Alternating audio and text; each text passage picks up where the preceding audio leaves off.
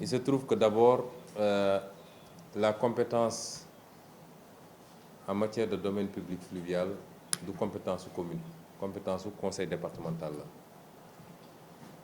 yàlla def na nag conseil départemental bi fi ne ñun ñoo bokkoon suñuy liste ñoo bokk gis-gis ñoo bokk suñu programme ba tax am na lu ñu ci commencé liggéey ñaareel bi mooy pour le projet bi ñu bëggoon def ci berge de Goudomp j'ai préféré ñu suspendre ko pour le moment parce que je veux pas mettre 500 millions ci projet boo xam ne ni ma ko gisee ce ne sera pas viable.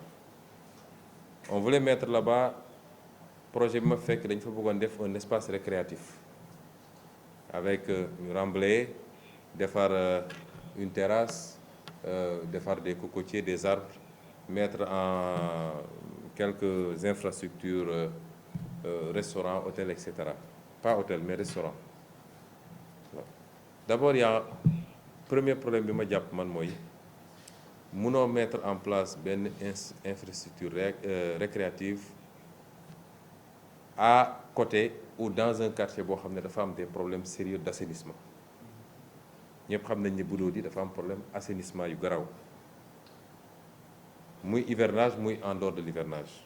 Il faut d'abord régler ce préalable-là et c'était pas prévu dans le projet.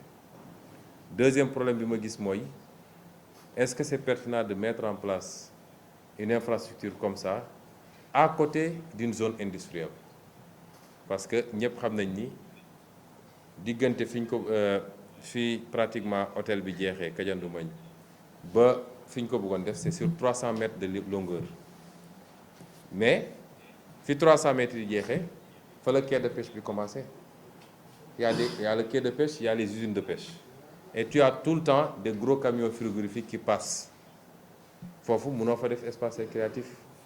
Et donc, on a commencé à réfléchir. Li ñu jàppoon mooy faire dans un premier temps là-bas un projet allégé fexe ba nettoyer ko aménager ko remblayer ko def du sable d'aller mettre quelques bancs publics et des arbres dans un premier temps. Mais travail boobu yemul foofu. Nos équipes en collaboration avec le conseil municipal, le conseil départemental, côté bële depuis Goumel partie Goumel bi ba presque ci mangrove yi foofu tam def nañu recensement parce qu'on s'est rendu compte qu'il y a beaucoup d'occupations yu bizarres. Il y a des bars, il y a des restaurants, il y a des villas, il y a tout. Donc yooyu yëpp dem nañu recenser ko ku nekk laaj nañ la yan papier nga am et avec les autorités administratives chargées de ces questions-là nous allons procéder méthodiquement mais l'objectif mooy ku fa occuper de manière irrégulière ñu jëlee la fa d'abord. Parce que nous on n'est pas là pour régler des comptes ou pour faire la chasse à la sorcière. On n'est pas là pour faire mal à X ou Y. Lépp loo xam ne mën nañ ko régler dans le respect strict de la loi et des intérêts de la commune sans pour autant avoir besoin d'amener les choses à certains niveaux on le fera. Loo xam ne nag dépassé na foofu dinañ yóbbu dossier bi fi ñu ko war a yóbbu. Et donc c'est pour vous rassurer sur les questions foncières que nous sommes en train de les gérer en toute sérénité et selon l'intérêt exclusif du moins de la commune de Ziguinchor. Am na beaucoup d'étapes yu ko jiitu. Il y a beaucoup d'étapes. On ne va pas réunir de l'argent pour le donner à des gens comme ça. Ceux qui ont déjà une expertise avérée, genre les GIE des femmes là qui sont en train de faire des choses extraordinaires. Ñooñu moom su ma amoon suñu mettre en place si elles ont besoin de financement on financera. Ça n'empêchera pas suñu leen mënee jox ay parce que en matière de savoir il faut être modeste et toujours se remettre à niveau. Ñooñu on le fera. Mais par contre pour tous les néophytes en matière d'entrepreneuriat, vous êtes journaliste que je sache. Je ne suis pas sûr que vous soyez un grand entrepreneur.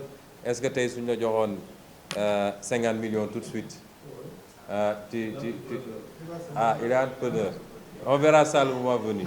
Mais en tas de cause soo gisee ñu ne on va mettre en place d'abord la couveuse d'entreprise. C'est pour que ñi ñu war a financer ñu njëkk leen former. Comment on tient une comptabilité minimale, les règles de gestion et de management, etc. Qu'on leur donne des outils ba ñu xam lu ñu war a surveiller seen entreprise. su loolu paree nag on fait l'examen des dossiers, on sélectionne et on financera. Donc on espère que ça ira vite, mais tout ne dépend pas de nous exclusivement.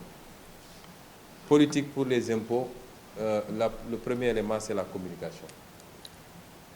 C'est la communication. xam nga en matière d'impôt dafa am ñaar, dafa am lu ñuy wax consentement de l'impôt ak consentement à l'impôt.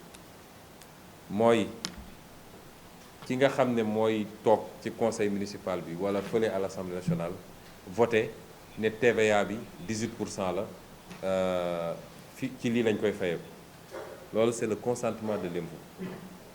mu des nag le consentement à l'impôt mooy ki war a joxe impôt bi accepter wala sawar sax ci dem fay impôt bi. loolu nag pour mu am ki nga xam ne moo war a fay impôt bi pour mu sawar ci fay impôt bi il faut que ñu def beaucoup de communication dans un premier temps. ci phase communication boobu la ñu toll.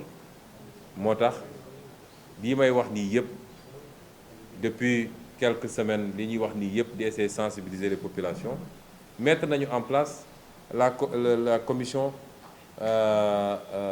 de fiscalité. xam nga code général des impôts dafa prévoir ni commune bu nekk dafa war a mettre en place benn commission boo xam ne spécifiquement affaire fiscalité la war a toppatoo. On l'a mis en place il y a quelques mois avec des délégués de quartier, des conseillers municipaux, ainsi de suite, mais avec le service des impôts et domaines nga xam ne moo koy superviser. la ca des nag mooy waxtaan yi ñuy waxtaan, et je peux vous dire que chacun d'entre vous doit être également un véhicule. ku ci yàlla may mu ëpp tuuti conscience bi ci def rek dafa war a nekk véhicule. Donc sensibilisation d'abord, communication, mais su loolu yëpp weesoo nag la loi sera appliquée dans toute sa rigueur. Parce que par essence li caractériser la fiscalité, c'est qu'elle est contraignante. bàyyi ñu nit ñi rek ku mu neex mu ne bon dinaa fay, non neexuma duma fay. Par essence man ak yow ak keneen ñoo yem ci impôt bi nga yéeg di ko fay ak bi nga yéegul. Parce que bi nga yéegul mooy ku loo fi munti jënd ceeb, diwlin, carte crédit, etc. wala nga fay sa facture courant wala ndox yaa ngi fay 18% TVA. Ça c'est l'impôt indolore. bi nga yéeg nag mooy bi ñu lay bindal kayit ne la bon sa kër gi war na fay impôt foncier, wala en tant que opérateur économique sa magasin bi war na fay 50 000. loolu mooy les impôts directs nga xam ne da nga koy yéeg. Mais par essence c'est coercitif. C'est pas laissé à la discrétion de chacun de dire woo damay fay wala du ma fay, mais dañu bëgg njëkk a jiital communication ba nit ñi comprendre le sens et le pourquoi de ces impôts. Pour l'encombrement des écoles, moom je vous assure, je vous garantis que nous duñu d'accord benn encombrement autour des écoles. yi nga xam ne ñun ça dépend de nous, parce que vous savez que les communes ne sont compétentes que pour les écoles élémentaires et maternelles, préscolaires. yooyu moom lépp lu fa nit occupé te muy occupation illégale ma wax mu leer dañ koy génne. waaye nag nit ki nga xam ne dafa am titre foncier bi dend ak école bi mu jël titre foncier bi def ko garage, man mënuma ko tere, waaye mun nañ ne na yem ci biir garage bi ci biir titre foncier bi du jël oto yi sànni ko un peu partout ba ci buntu école bi.